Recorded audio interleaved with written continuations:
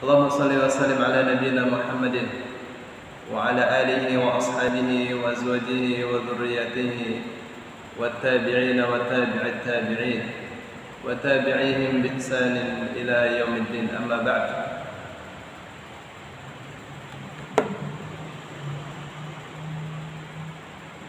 Bapak Ibu yang dimuliakan Allah, kembali kita pada kajian kitab Bulughul Maram.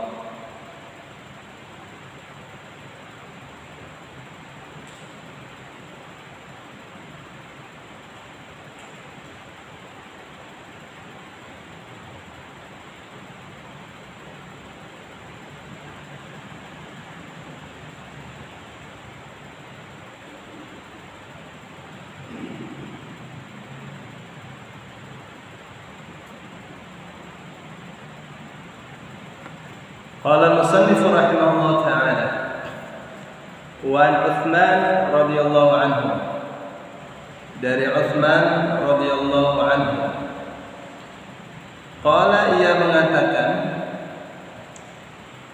kana Rasulullah sallallahu alaihi wasallam, adalah Rasulullah sallallahu alaihi wasallam,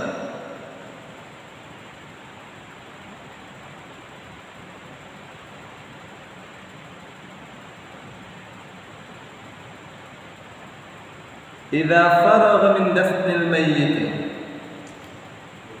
apabila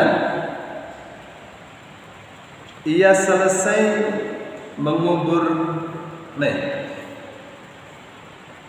waqafa alaihi, beliau berdiri di atasnya, maksudnya berdiri di, kita kalau sudah selesai berdiri ya, berdiri, waqala, dan beliau mengatakan, istaghfiru li akhikum, mohonkanlah ampun untuk saudara kalian. Ya, padahal kan sudah kita sholati kan? Apa ya? Sudah kita sholati kan, kita sudah Allahumma ighfir lahu warhamhu wa'afihi wa'fu anhu. Nah, sudah selesai penguburan juga begitu, kita mintakan ampun juga, Pak. Ya, kita doakan juga, Allahumma ighfir lahu warhamhu wa'afihi wa'fu anhu. Ya, jangan katakan bid'ah. Oh, sudah cukup waktu sholat, enggak. Ya, doa kapan saja. Ya, doa kapan saja. Was'alu lahu at-tathbit, dan mintalah untuk dia at-tathbit.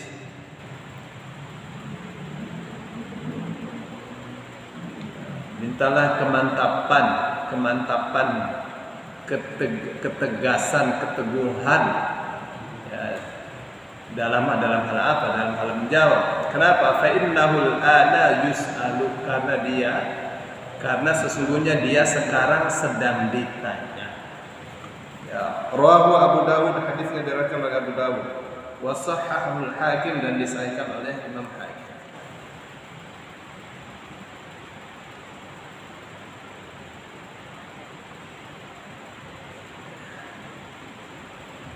Jadi yang disebut was'alu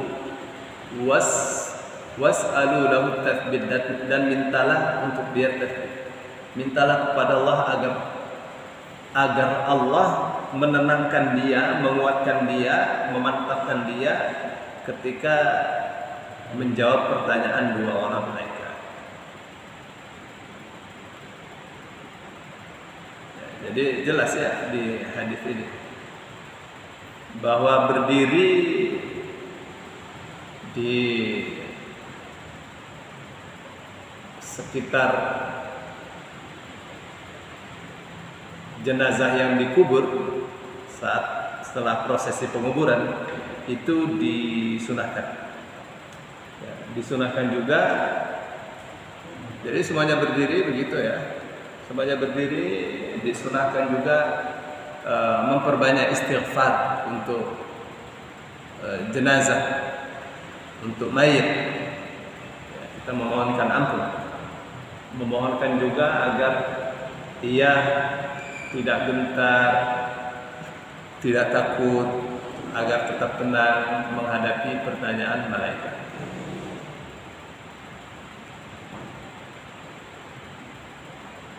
Yang kedua, ini hadis ini mengisyaratkan kepada kita bahwa mayit itu bisa mengambil manfaat dari doanya orang yang masih hidup. Bisa mengambil manfaat. Jadi doanya orang yang masih hidup untuk jenazah, untuk mayit itu bermanfaat. Kapan itu? Ya kapan saja, Bos. Kapan saja. Salah satunya pas setelah penguburan. Salah satunya. Boleh kita doakan di masjid, kita doakan di rumah, boleh. Karena tidak terikat kapan waktu untuk berdoa.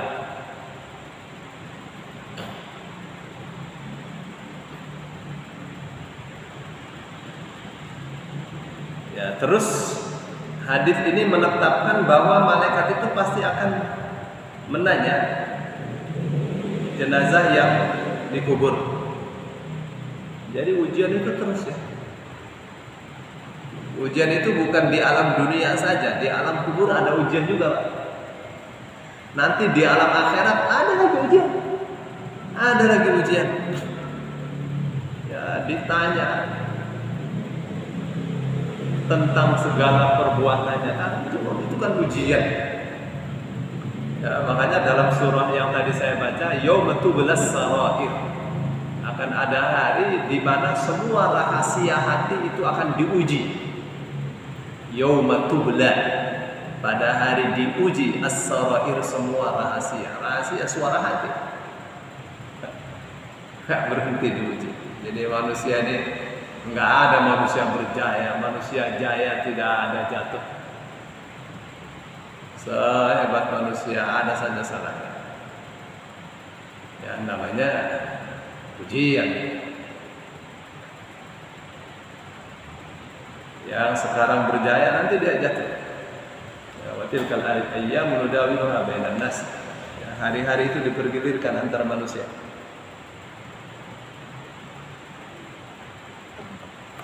Yang dikasih kekuasaan akan dimintai pertanggungjawaban atas kekuasaannya.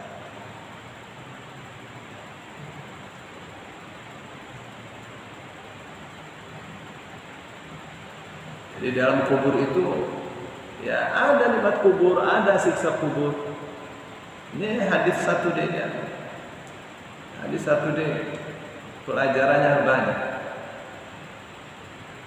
Bapak kalau buka di ayat Quran tidak ada ya kata-kata azabul qabri, siksa kubur.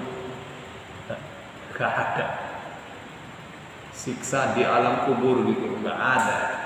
Ayatnya itu lafaz seperti itu, azabul qabri. Kalau azabul jahannam ada banyak. Kalau azabul qabri kan. Tapi itu kita jumpai ya di hadis. Misalnya di doa kita sebelum salam, Allahumma inni a'udzubika min adzabil qabri wa min adzabin nar wa min adzabil jahannam. Dan seterusnya. Ya, jadi ada siksa kubur itu. Apakah ayat Al-Quran bicara tentang siksa kubur? Bicara, tapi lafadznya bukan adzabul qabri. Semisal ayat yang mengatakan an-naru yu'raduna 'alaiha ghuduwan wa 'ashiyya. Neraka itu diperlihatkan kepada mereka, kepada orang yang ada di kuburan, ada di kubur. Ghuduwan wa 'ashiyya, baik pagi maupun petang. Wa yauma taqumus sa'atu adkhilu ala fir'auna asyaddal 'adzab. Dan pada hari kiamat nanti akan diperintahkan, masukkanlah pengikut Fir'aun kepada siksa yang lebih dahsyat. Jadi kubur itu salah satu bentuk siksanya. Setiap pagi, setiap petang, orang yang di dalam kubur ini diperlihatkan neraka. Dia ada di dalam neraka itu. Sholat. Makanya orang yang memperoleh siksa kubur, dia tidak berharap akan terjadi kiamat. Ya Allah, jangan ada kiamat.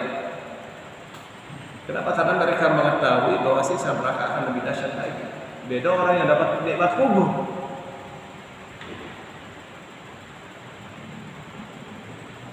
Dapat nikmat kubur itu juga tak tergambarkan betapa nikmatnya di alam kubur itu. Dan mereka tahu kalau di surga pasti lebih hebat. Ya, jadi mereka maunya cepat-cepat kiamat supaya cepat-cepat masuk surga.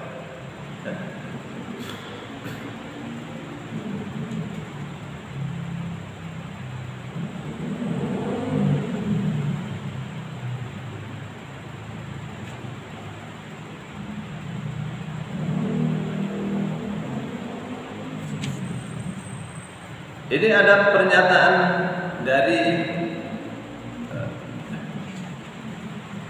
dari Dr. Muhammad Luqman As-Salafi.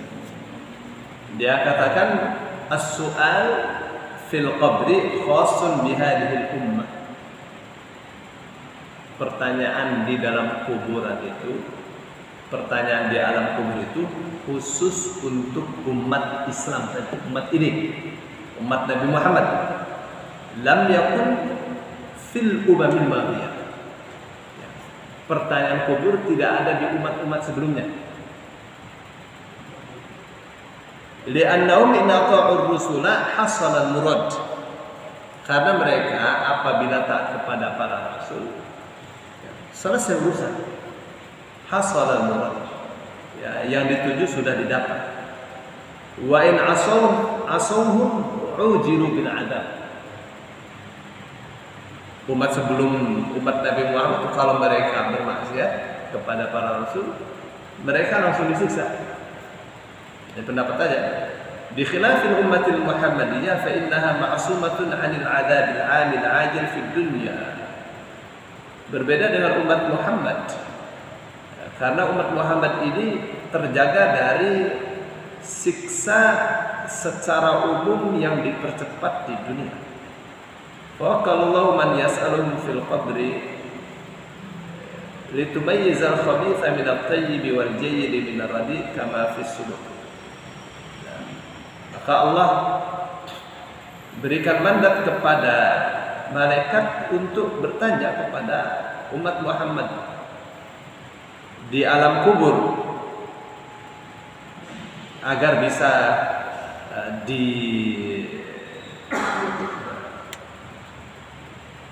bisa membedakan mana yang baik, mana yang buruk, mana yang khabith, mana yang thayyib, sebagaimana dalam kitab Subul Salam. Ini pendapatnya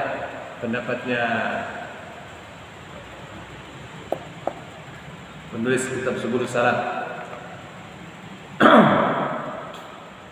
Sedangkan Ibnu Qayyim Al-Jauzi rahimahullah, dia berpendapat bahwa pertanyaan itu sifatnya umum, bagaimana dalam kitab itu. Di umat sebelum umat Nabi Muhammad juga ditanya oleh malaikat, sama aja.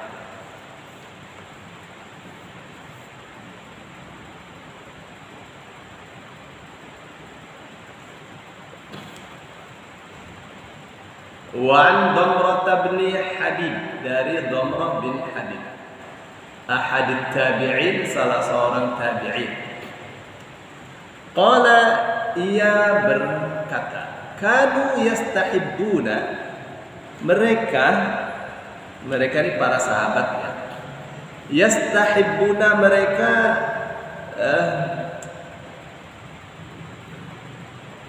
menganggap baik atau menganjurkan idza suwiya 'alal mayyit qabruhu, apabila mayit itu kuburnya sudah diratakan, maksudnya sudah selesai prosesi penguburannya, wa sarafan nasu anhu, dan orang-orang sudah meninggalkannya, ya, disunahkan ayyuqala 'inda qabrihi, agar dikatakan di kuburnya, ya fulan, hei fulan, qul la ilaha illallah salasa marrat. Fulan, katakanlah la ilaha illallah. Katakanlah la ilaha illallah, katakanlah la ilaha illallah. Ya fulan, qul rabbi Allah. Fulan, katakanlah Tuhanku adalah Allah. Wa dini al-Islam, agamaku Islam. Wa nabiyyi Muhammad, dan nabiku adalah Muhammad. Rawahu Sa'id ibn Mansur. Hadis ini diriwayatkan oleh Sa'id bin Mansur mauquf. hadisnya mauquf. Walid Tabarani nahwahu min hadisi Abi Umamah marfu'an mutawwal. Hadisnya mauquf ya, tapi dalam hadis Tabarani sama seperti ini, semisalnya dari hadis Abu Umamah, hadisnya marfu' sampai ke Rasul sallallahu alaihi wasallam, hadisnya panjang.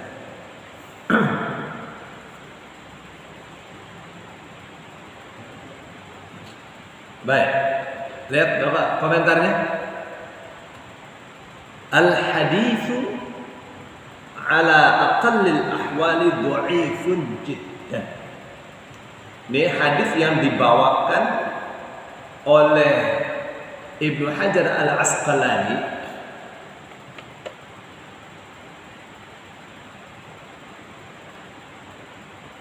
dia kualitasnya dhaif jiddan, lemah banget, lemah sekali. Bapak tahu kalau lemah sekali, lemah bisa dipakai, tapi kalau lemah sekali itu matruk, ditinggalkan, mengamalkannya menjadi bid'ah. Gitu tuh Pak. Ya, maka dia katakan al-haditsu ala aqallil ahwal dha'ifun jiddan fal 'amalu bihi bid'ah. Minimal hadisnya ini dhaif sekali, lemah sekali, dan mengamalkannya adalah bid'ah. Baik. Mungkin Bapak akan bertanya, kenapa Ibnu Hajar membawakan hadis yang lemah banget? Hadisnya lemah sekali, mauquf. Mauquf itu berhenti sampai ke tabi'in, nggak sampai ke sahabat, nggak sampai ke Rasul.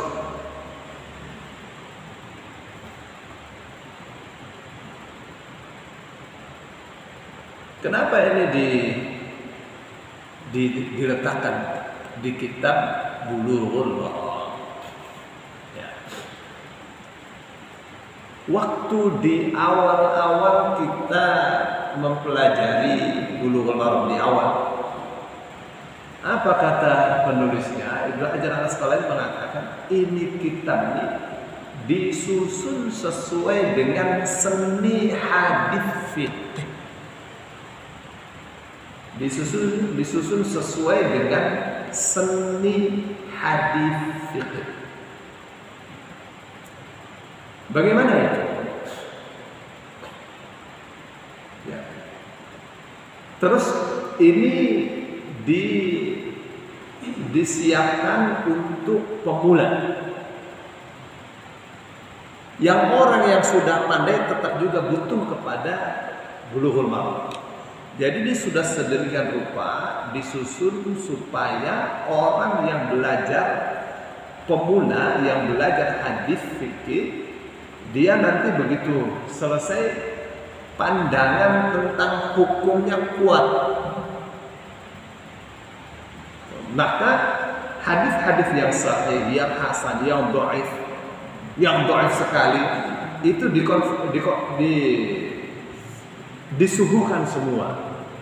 Supaya kalau ada orang mengatakan dia ada hadis seperti ini, dia tahu hadisnya ini dhaif sekali. Dhaif sekali mesti dijauhi, mesti ditinggal. Jangan diamalkan. Kalau dhaif silakan diamalkan. Gitu Pak. Kalau dhaif sekali tidak boleh diamalkan. Nah ini kenapa ini disertakan? Ini disertakan sebagai bandingan dari hadis yang sahih. Mana yang sahih? Yang sahih itu bukan mengatakan, kalau datang malaikat katakan Tuhanku adalah, bukan itu yang Rasulullah Shallallahu Alaihi Wasallam ajarkan. Yang Rasulullah Shallallahu Alaihi Wasallam ajarkan selesai penguburan itu beliau itu ceramah. Hadis panjang tentang bagaimana malaikat mencabut nyawanya orang yang beriman, bagaimana malaikat mencabut nyawanya orang yang kafir. Itu pas selesai penguburan. Ya. Salah satunya juga adalah hadis tentang nasihat Rasul Shallallahu Alaihi Wasallam agar kita yang masih ada di kuburan itu mendoakan jenazah mayit. Kita doakan, kita mohonkan ampun, kita doakan agar ia sejahtera. Kita doakan agar ketika ditanya oleh malaikat dia bisa menjawab dengan benar. Gitu Pak. Ini yang benar. Ini yang benar. Bukan kita ajari. Kalau malaikat datang katakan Tuhanku Allah. Bukan kita ajari. Karena bukan itu yang dibutuhkan. Yang dibutuhkan adalah kesiapan mental dia untuk menjawab. Nah, itu yang bermanfaat bagi dia dari kita yang masih hidup adalah doa.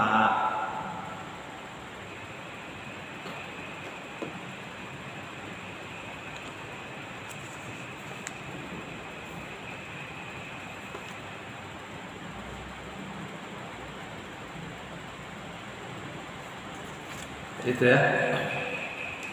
Jadi ini sengaja ya disandingkan dengan hadis yang disahihkan oleh Hakim.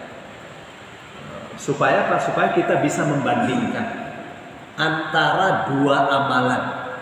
Yang satu amalan yang Rasul Shallallahu Alaihi Wasallam ajarkan. Yang satu adalah berita dari tabi'in. Kenapa ini dimasukkan juga ke dalam hadis? Mestinya sebuah hadis. Ya, pertama ini mauquf. Tapi karena ini merupakan hazanah maka dia tidak dibuang.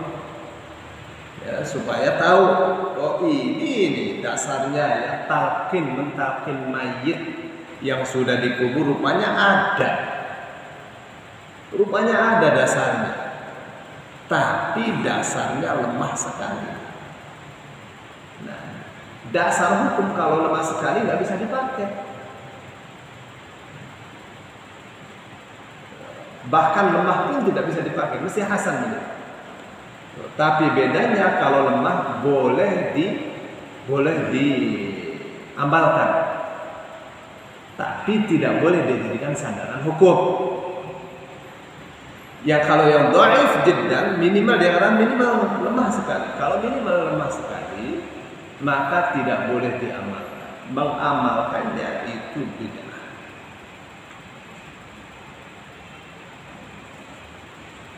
Gitu ya. Saya mau lihat keterangannya Syekh Al-Bassam. Ya.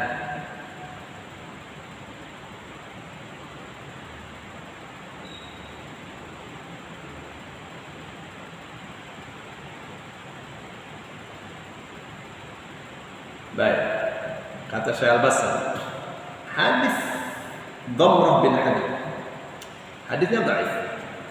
Diriwayatkan oleh Tabarani dari Sa'id bin Abdullah Al-Azdi wa huwa majhul. Sa'ad bin Abdullah Al-Azdi ini majhul. Majhul itu apa? Artinya majhul itu tidak diketahui siapa dia. Pembawa beritanya majhul. Tidak diketahui.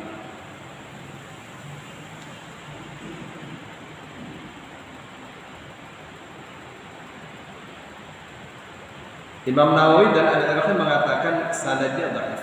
Ibnu Qayyim mengatakan hadis ini tidak sahih. Hadisnya tidak sahih.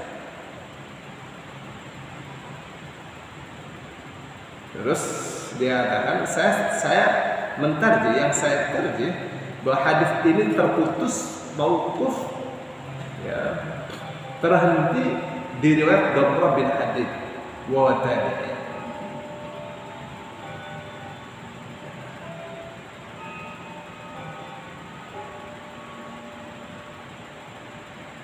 Dia katakan hadis ini menunjukkan bahwa mayit itu bisa mengambil manfaat dari doanya orang yang masih hidup, dari istighfarnya orang yang masih hidup. Ya.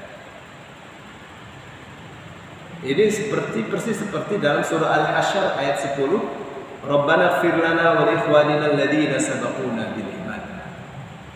Jadi Al-Quran ini memuji orang yang masih hidup, yang mendoakan orang yang sudah mati, yang mendahului dalam keadaan iman. Rabbana ighfir lana wa li ikhwanina, wahai Tuhan kami, ighfir lana, ampunilah kami, wa li ikhwanina, dan saudara-saudara kami, alladzina sabaquna bil iman, yang mendahului kami dalam keadaan iman.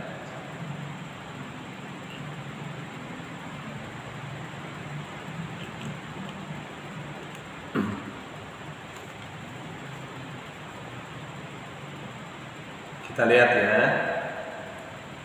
ini keterangannya Syekh Al-Bassam.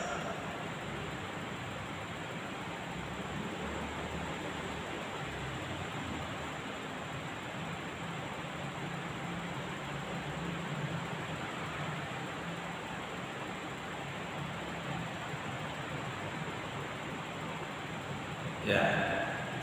Hadis yang dhaif ini juga sekaligus mengajarkan kita bahwa pertanyaan mayit di kubur itu benar adanya. Ya, hadis-hadisnya juga ada yang mendukung banyak ya.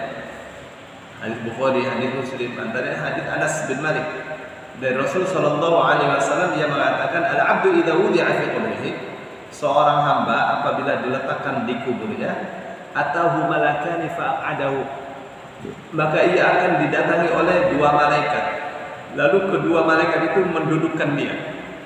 Fayaqulani lahu, lalu keduanya bertanya kepadanya, ma kunta taqul fi hadzal rajul, apa yang dulu kamu katakan tentang orang ini? Fayaqulu asyhadu annahu abdullah wa rasuluh, lalu dia katakan, aku bersaksi bahwa dia adalah hamba Allah dan Rasulnya. Fayuriyanihi maq'adahu minal jannati, lalu kedua malaikat itu memperlihatkan dia tempatnya di surga, melihatkan tempat dia di dalam surga. Wa amal kafir wal munafiq fayaqulu la adri fayudrabu bimitraqatin min hadid. Adapun orang kafir dan orang munafik ditanya, dia menjawab, saya tidak tahu, maka dia dipukul dengan kapak dari besi. Ya, banyak sekali khabar, banyak sekali athar yang menunjukkan bahwa mayit itu ditanya di kuburannya. Fa yuqalu lamma kunta ta'bud, famal mu'min fayaqulu a'budullah. Ya, dia ditanya, apa yang dulu kamu sembah? Orang beriman mengatakan, saya menyembah Allah. Lalu dikatakan kepada dia, shadaqta. Wala yus'alu 'an syai'in ghairi, dan tidak ditanya apapun selain itu. Fayunadi munadi minas sama, sadaqa 'abdi. Lalu berserulah sang penyeru dari langit, sadaqa 'abdi, telah benar hambaku. Waftahu lahu baban ilal jannah, dan bukalah untuk dia pintu ke dalam surga, pintu masuk ke surga. Fayatihi min rawhiha wa tibiha wa yufsahu lahu madd basarihi. Lalu di kuburnya dia didatangi bau-bauan dari surga, wangi-wangi dari surga, dan diluaskan kuburnya itu sepanjang mata, sejauh mata memandang. Adapun orang kafir dan munafik tidak bisa menjawab kecuali la adri. Ya, fa yuqalu la daraj. Lalu dikatakan, la, kamu tahu. La daraj, kamu kan baca juga. Lalu dipukul dengan kapak dari besi. Sekali pukul, walau duriba biha jabalun lasara turaban, yang andai kata gunung dipukul dengan kapak itu, pastilah gunung itu hancur menjadi debu. Fayasiru sihatan yasma'uha man yadihi ghaira thaqalain. Lalu dia menjerit dengan sejadi-jadinya, yang didengar oleh orang yang ada di samping kanan kirinya selain jin dan manusia. Baik. Ya, mendoakan mayit ketika selesai dikubur itu sabit. Ya, ada dalilnya dari kitab dan sunnah, dari ijma' muslimin. Qala ta'ala wa la taqum 'ala qabrihi. Orang munafik jangan didoakan. Qala Syekhul Islam lamma nahallahu nabiyyu sallallahu alaihi wasallam al-qiyam ala qabri al-munafiqin kana dalilan ala anna al-mu'mina yuqamu ala qabri ba'da dafn. Ya, ketika Allah Subhanahu wa taala melarang nabinya berdiri di atas kuburannya orang-orang munafik, maka itu adalah dalil bahwa orang yang beriman apabila telah dikubur, kita berdiri di atas kuburannya. Ya, ini juga seperti yang ada dalam hadis dari Utsman bahwa Rasul sallallahu alaihi wasallam apabila selesai mengubur mayit, maka beliau berdiri di atasnya. Ya. Dan beliau mengatakan, istaghfiru li akhikum was'alu lahu tathbit fa innahu al'an yus'al. Mintalah untuk dia tathbit. Ya. Mohonkanlah ampun untuk saudara kalian. Mintalah tathbit kepada Allah untuk saudara kalian. Karena dia sekarang sedang ditanya.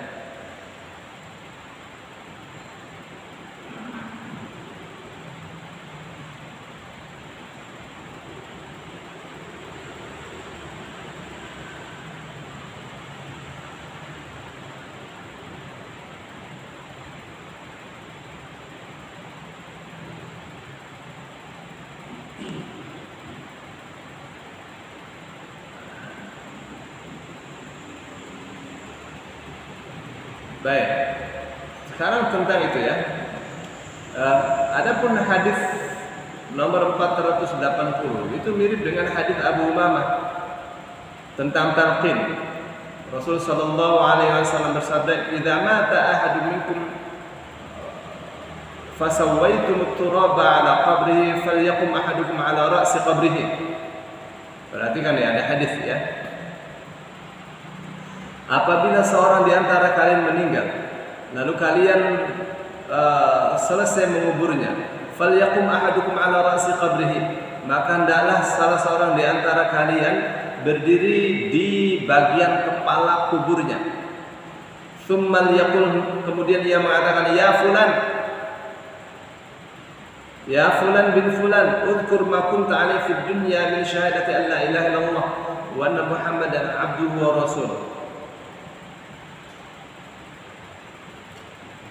Hai fulan,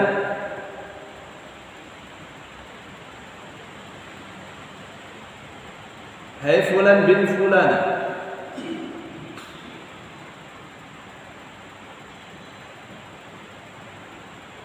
ingatlah apa yang pernah kamu lakukan di dunia, yang antaranya adalah syahadat, asyhadu an la ilaha illallah wa asyhadu anna muhammadan abduhu wa rasuluh. Wa raditu billahi rabba wa bil islam dina wa bi muhammadin nabiyya wa bil qur'ani imama. Ingatlah syahadat kamu, syahadat tauhid, syahadat rasul. Ya, ingatlah apa yang kamu katakan, kamu lakukan dunia, bahwa engkau ridha Allah sebagai Tuhan, Islam sebagai agama, Muhammad sebagai nabi, Quran sebagai imam, Quran sebagai pimpinan. Baik ya. Ini hadisnya, Pak. Tuh. Tapi fahadha hadithun la yasihhu raf'uhu.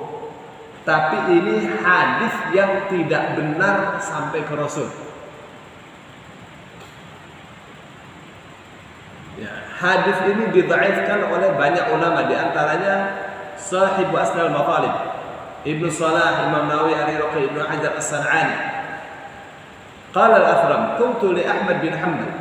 Saya bertanya kepada Imam Ahmad bin Hanbal, هذا الذي يصنعون إذا دفن الميت يقف الرجل ويقول يا فلان بن فلان، قال ما رأيت أحدا يفعله إلا أهل الشام حين مات أبو المغيرة.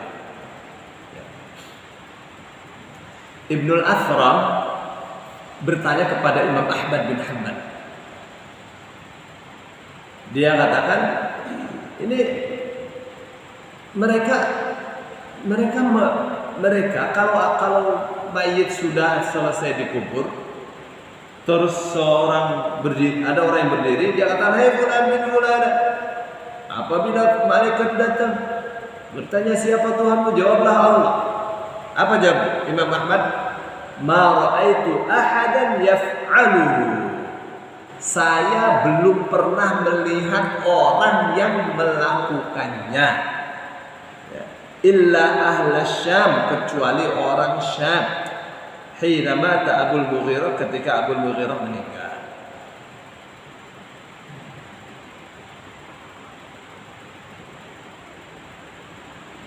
Ya, jadi kata Imam Ahmad bin Hanbal, saya belum pernah tahu ini dari hadis manapun, dari sahabat, dari tabi'in melaksanakan seperti ini, saya belum pernah tahu.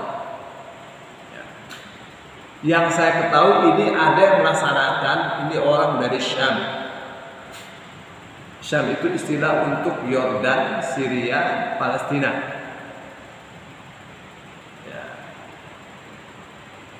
Itu kata Imam Ahmad bin Hanbal. Jadi nggak ada deh hadis seperti ini, nggak ada. Qala Ibnu Qayyim fil Manat. Ibnu Qayyim mengatakan dalam kitab Al-Manat, inna hadits at-talqin hadza haditsun la yashukku ahlul ma'rifati bil hadits fi wad'ihi. Karena kita kan orang belajar ya. Sesungguhnya hadis tentang mentalqin jenazah di kuburan, hadis tentang mentalqin jenazah di kuburan adalah hadis yang orang yang ahli makrifat tentang hadis, orang yang ahli hadis, tahu hadis, dia tidak akan ragu kalau hadis ini adalah palsu.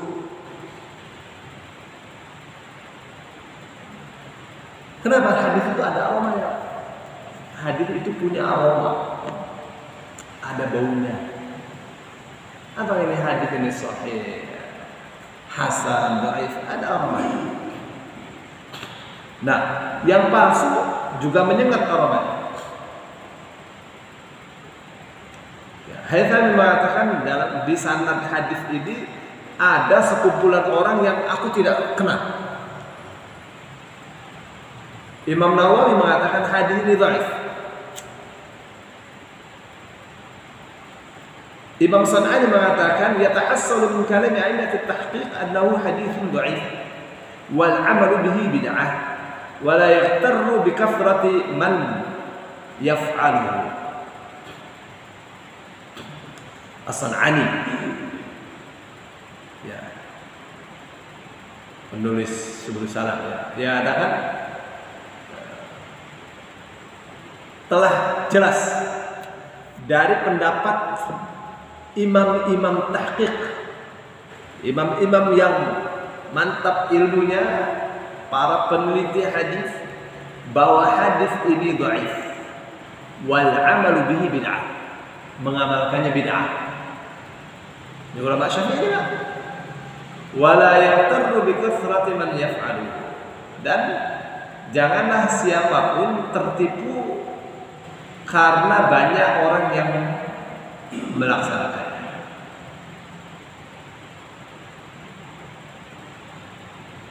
Jadi fatahassala anna al-athar alladhi saqahu al-mu'allif huna dha'if la taqumu bi hujjatun wa annahu sanwu hadithi Abi Umamah fi ma'nahu wa sanwuhu fi dha'fihi walidha qala al-'Iraqi. Sekarang ini kesimpulan Al-Bassam, ya. Dia katakan athar yang dibawakan oleh muallif di sini dhaif. Tidak bisa dijadikan sandaran hukum. Ya, bahwa ini adalah hadis bikinannya Abu Umamah. Dan bikinannya ini adalah dhaif. Ya.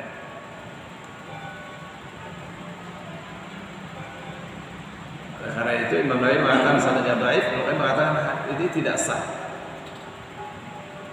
Ibnu Qayyim mengatakan kana hadiyuhu sallallahu alaihi wasallam idza faragha min dafnil mayyit qama ala qabrihi wa ashabihi. Yang sunnah itu seperti yang tadi saya jelaskan. Yang sunnah itu dari petunjuk Rasul sallallahu alaihi wasallam adalah apabila beliau selesai mengubur mayit, beliau dan sahabat-sahabatnya berdiri dan wasa'alallah lahu tasbih, dan mendoakan mayit ya agar tenang dan benar menjawab pertanyaan malaikat. Wa amarahum ayas'alu lahu tathbit. Ya, dan Rasul juga memerintahkan sahabat-sahabatnya untuk mendoakannya. Wala yulqinu kama yaf'aluhu an-nas al-an. Rasul tidak pernah mentalqin. Sahabat-sahabat tidak pernah mentalqin orang yang wafat seperti dilakukan oleh banyak orang di zaman sekarang. Saya kira sampai di sini.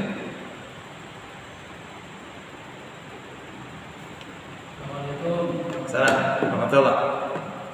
Cuma memang bayangan hadis yang awal dan hadis yang musnad itu semacam ada gambaran kalau dikembangkan untuk terjadinya pertanyaan yang dirumuskan oleh orang-orang yang mengatakan tidak benar gitu. Karena dari hadis yang dari Usman tadi Nabi berpesan agar sahabat yang Nabi berpesan itu untuk mendoakan, untuk meminta ampunan kepada Allah dari kekeliruan yang katakan demikian Bapak. Kemudian ditambah lagi dengan hadis yang kalimat hadis tadi wasallu lahu tadi mintalah kekuatan hati sehingga dikembangkanlah kayaknya dengan terjadinya yang semacam sekarang ini yang istilah kita sekarang adalah apa namanya yang biasa dilakukan tadi talqin itu gitu Ustaz. Ya padahal sebenarnya itu kalau dilihat dari Rasulullah sendiri memang mengajarkan talqin semacam sekarang ini memang nggak ada. Cuma dari bayangan hadis tadi akhirnya terbuka kemungkinan itu orang-orang tertentu yang merumuskan kalimat talqin itu untuk gitu.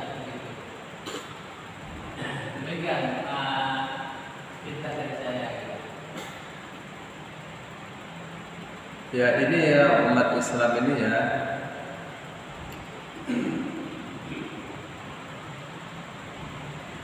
banyak mengamalkan amalan-amalan agama dan mereka tahu dalilnya. Talqin ada dalilnya, ada dalilnya. Sampai minta kepada orang yang sudah meninggal, dalilnya ada, kitabnya ada. Nah, yang tidak diketahui oleh para pembaca, kalau kitab ini rusak,